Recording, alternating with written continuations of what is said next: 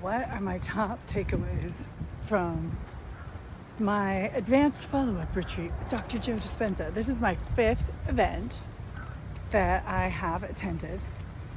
And the reason why I go back is the reason why people go back and do medicine journeys or reread books or do therapy is because as I've grown and then I go back and have the same experience, it's a totally different experience. And transparently, as I've done this project called Triggered, and I have experience with more of them, that when I was at the event, I walked away with this powerful lesson. Was sitting, preparing for the meditation, we drop in, all of a sudden the kid behind me has a coughing spasm. And I was breathing into it, but then I started getting in my head, I'm like, I don't want to get sick, and then what does this mean? And I started getting triggered. My mind starts racing. My ego gets in the way, and I'm on my feet going back to the back of the room to get a volunteer to remove him. And I'm laughing, not because it's funny, but it is. My tendency and the way I trigger and see things when I'm triggered, to me, is really funny. So I go get the volunteer, and the volunteer comes back. She doesn't address him at all. She tells me to get my stuff, and she's going to move me to the back of the room. All the way in the back, she moves me. And then I'm back there, and I can't really see the screen because we're doing the kaleidoscope. He plays the kaleidoscope where you sit and you look into the screen. And it was so far back, I couldn't really see it that well, and I had waited in line to get the seat I was in. And so, I started getting triggered again. So when he said, close your eyes, I jump up, and I grab my stuff, and I walk back up, and I see her, and she's so in her heart. So loving how her energy is and feels.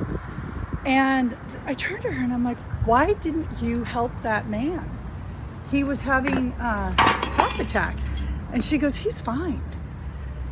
And then I walked back over and he was just in meditation. He was fine. So afterwards, fast forward, the young woman sitting 2 doors down from me, I share about my experience with that coughing thing. Of course, they didn't have any idea. They were meditating, that their neighbor got triggered, went to the back of the room, and I had this whole process, which is the whole point of these events, yes or no? So I tell her, and the woman sitting in between us, that I had this overwhelming trigger when he started coughing. The woman in the middle between us both did not even hear him. The woman who was next to him also got triggered. And you know what she said? I just sent love to him. I sent love into the situation.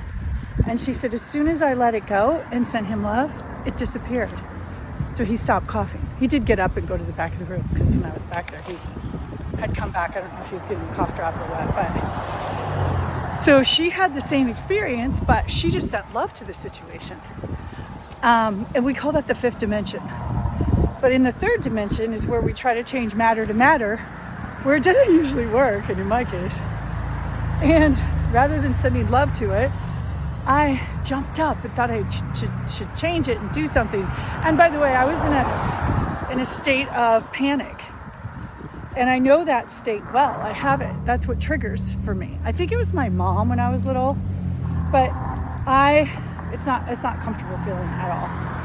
So fast forward to the event and realizing that is intended to bring up these awarenesses for me, because then on the flight home, I'm sitting behind a young woman, and I'm telling you, those girls she just had a tone. And I'm meditating with Dr. Joe's work, doing everything I can to turn up the volume, but it's a cutting tone. Those tones where what I would have liked to have done is said, hey, can we breathe together? Squeeze your pelvic floor while you're talking, because if you ever do that, I just did it. It changes your tone. It grounds you in your body, and it's less penetrating to others. So anyways, I'm talking to the woman who's sitting next to me, on the plane at the end, and she felt the same way. The young woman literally never stopped talking the whole time. Not even a heartbeat of a stop. So for 4 hours, that young woman just was on, you know? And it kept me triggered the whole time. This time I sent her love. This time I tried to see who she was, to try to, connect with her image and give her love and give compassion. Because somebody who talks at people that much, she's either afraid, I could feel it. So what the lesson for me is, when I send love to situations, and Dr. Joe calls it the fifth dimension, changing matter to matter is not, it's the way most people do it. Going into the fifth dimension of prayer, love, gratitude, meditation, and connecting with Source, and imagining everything there as though I want it, and then coming back to this dimension and having it have shifted. That's my practice. That's what I want to master. I've already mastered jumping up and getting wild, crazy. I can practice my triggers in this third dimension, where if somebody says something, I'm quick to communicate back with them.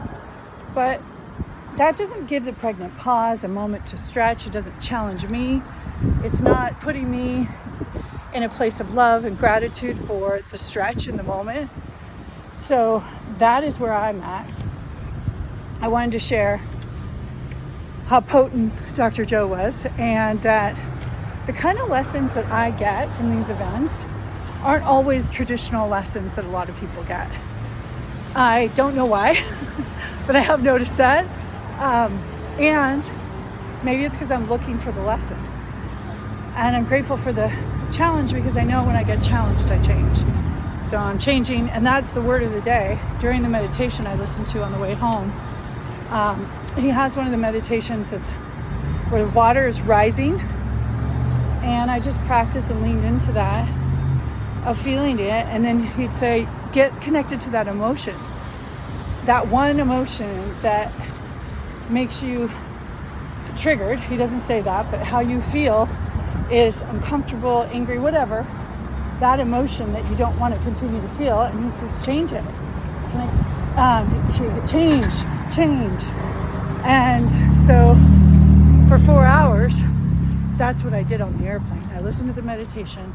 I actually brought up that emotion. And, it's always in this chakra for me. It's like a burning sensation. It's very interesting. And I revisited that emotion and I said, change.